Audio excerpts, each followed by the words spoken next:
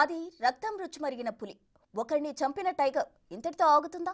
ఇంకొందరిని పొట్టన పెట్టుకుంటుందా? కొమరంభీం జిల్లా కాగజ్నగర్ మండలంలో ఇదే భయం పట్టుకుంది. అరెగూడలో పులి ఆచూకీ లభ్యమైంది. తాము పులిని చూస్తామని స్థానికులు చెబుతున్నారు. భయంతో వణికిపోతున్నారు. అటవీ శాఖ అధికారులకు సమాచారం ఇచ్చారు. దీంతో డ్రోన్లతో వాళ్ళు అన్వేషణ చేపట్టారు.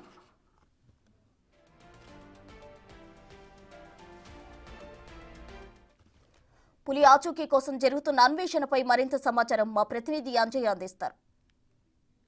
కాశీ పులి కోసం అన్వేషణ కొనసాగుతుంది. ముఖ్యంగా కాగజ్నగర్ మండలం, కొమరంభీం జిల్లా కాగజ్నగర్ మండలం 11 నెంబర్కు సంబంధించిన వ్యవసాయ క్షేత్రంలో కూలి ప్రాణాలు తీసింది. ఆ తర్వాత అటవీ అధికారులు అప్రమత్తంగా వ్యవహరిస్తున్నారు. మనం ప్రస్తుతం ఎక్కడైతే దాడి చేసి ప్రాణాలు తీసిందో అదే ప్రాంతంలో ఉన్నాం. ఇక్కడ కూడా అటవీ అధికారులు ఈ ప్రాంతంలో ఎలాంటి ముప్పు తలెత్తకుండా పూర్తి స్థాయిలో చర్యలు తీసుకుంటున్నారు. ఒకవైపు బేస్ క్యాంపులు ఏర్పాటు చేశారు, మరొక వైపు అదేవిధంగా అటవీ అధికారులు పులిని ట్రాకింగ్ చేయడానికి ఉదయం నుంచి కూడా ప్రయత్నాలు కొనసాగిస్తున్నారు. మనం చూడొచ్చు, ఇదే ప్రాంతంలో ఏదైతే మనం కెమెరాలో చూస్తున్నామో ఇదే ప్రాంతంలో పులి నిన్న ఉదయం 7:30 గంటల ప్రాంతంలో సంచరించింది. అదేవిధంగా ఒక మహిళా కూలి ప్రాణాలు తీసింది. దాంతో 11 నెంబర్ అదేవిధంగా ఈ పక్కనే ఉన్న ఏదైతే 4 కానీ 6కి సంబంధించిన విలేజర్స్ ఎవరైతే ఉన్నారో వారందరూ కూడా భయంతో వణుకుతున్నారు. అదేవిధంగా అటవీ అధికారులు ఏదైతే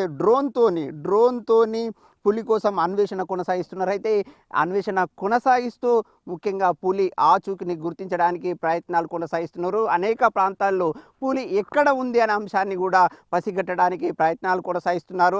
కానీ ఇప్పటివరకు పులికి సంబంధించిన ఆనవాళ్ళు లభించడం లేదు. అదేవిధంగా దానికి సంబంధించిన పాదముద్రలు, అదేవిధంగా మిగతా ఎక్కడి నుంచి ఎటువైపు వెళ్ళింది అనే అంశాన్ని కూడా అటవీ అధికారులు ఆ డ్రోన్లతోని ప్రయత్నాల్ని కొనసాగిస్తున్నారు. ఈ సందర్భంగా అటవీ అధికారి ఇన్ఛార్జ్ ఎఫ్ఆర్ఓ మనతో పాటు ఉన్నారు. వారిని తెలుసుకుందాం. సార్, డ్రోన్లతోనే అన్వేషణ కొనసాగిస్తున్నారు, ఏమైనా పులి కనిపించిందా డ్రోన్లో?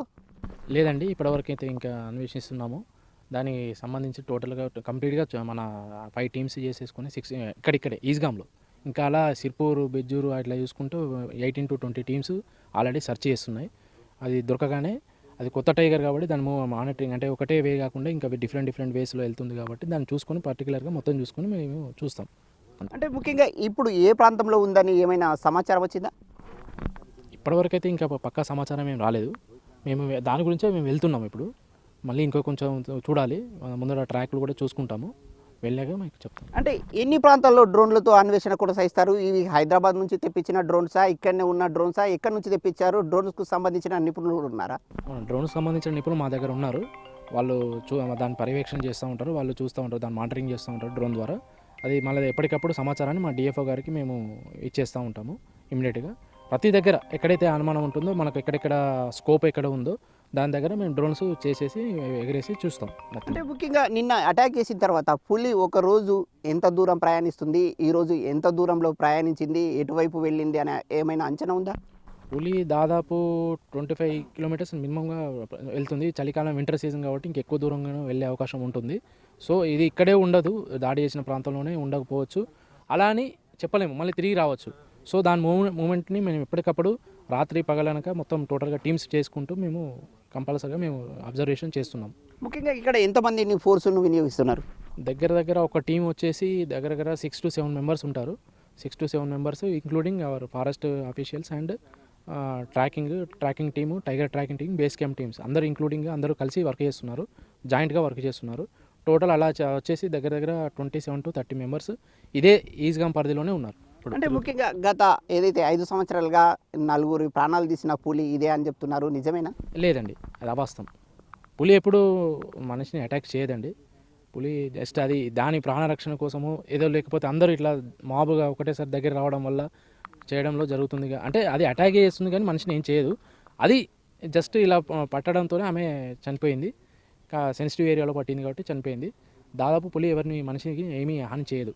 ఇది ఎఫ్ఆర్ఓ చెప్తున్న మాట. ముఖ్యంగా పులి కోసం అన్వేషణ కొనసాగుతుంది. ఇప్పటికే అనేక ప్రాంతాల్లో డ్రోన్తో అన్వేషణ కొనసాగించినప్పటికి కూడా పులి డ్రోన్లకు చిక్కలేదు, అదేవిధంగా కనిపించలేదు. కంటికి కనిపించకుండా దొరకకుండా తిరుగుతున్న పులి కోసం అన్వేషణ కొనసాగుతుందని అటవీ అధికారులు చెప్తున్నారు. మనం చూడొచ్చు, వాళ్ళు కూడా అందరూ కూడా వెళ్ళిపోతూ ఉన్నారు. ఎక్కడైతే ఈ అటవీ శాఖకు సంబంధించిన ఫారెస్ట్కు సంబంధించిన ఫోర్స్ అంతా కూడా ఈ విధంగా ఏదైతే ఈ జిప్సీ వెహికల్స్ ఏర్పాటు చేసుకొని వారందరూ కూడా తమ ప్రయాణాన్ని కొనసాగిస్తున్నారు. మనం చూడొచ్చు పూర్తి స్థాయిలో పులిని ఏదైతే కంటికి కనిపించని పులిని ఎట్టి పరిస్థితుల్లో ఏదైతే ట్రాకింగ్ చేయడం, అదేవిధంగా డ్రోన్లో బంధించడానికి తమ ప్రయత్నాలు కొనసాగుతున్నాయని అటవీ అధికారులు చెప్తున్నారు. ఇలాంటి ఏవైతే సఫారీ వెహికల్స్ ఉన్నాయో, జిప్సీ వెహికల్స్ ఉన్నాయో, ఈ వెహికల్స్ అన్ని కూడా ఇదే ప్రాంతంలో ఏదైతే ముఖ్యంగా ఒక పులి దాడి చేసిన తర్వాత ఒక రోజులో కనీసం 20 నుంచి 25 కిలోమీటర్ల దూరం వెళ్తుంది, అంతకంటే దూరం కూడా వెళ్తుంది. మ్యాక్సిమం అంటే 50 కిలోమీటర్ల వరకు వెళ్తుందని అటవీ అధికారులు చెప్తున్నారు. అయితే ప్రజలందరికీ ఏదైతే ఒక హెచ్చరిక జారీ చేశారు, ముఖ్యంగా పత్తి చేన్ల వైపు ఎవరు రావద్దు, ఇటువైపు ముఖ్యంగా పులి సంచరిస్తున్న నేపథ్యంలో ప్రజలందరూ కూడా అప్రమత్తంగా ఉండాలనే ఒక హెచ్చరిక కొనసాగుతుంది. ప్రజలందరూ కూడా ఆ విధంగానే పంట పొలాలకు వెళ్లకుండా ఇళ్లలోనే ఉండాలని ప్రజలకు అటవీ అధికారులు సూచిస్తున్నారు. కెమెరామెన్ శ్రీనివాస్తో అంజయ్య, బిగ్ టీవీ న్యూస్.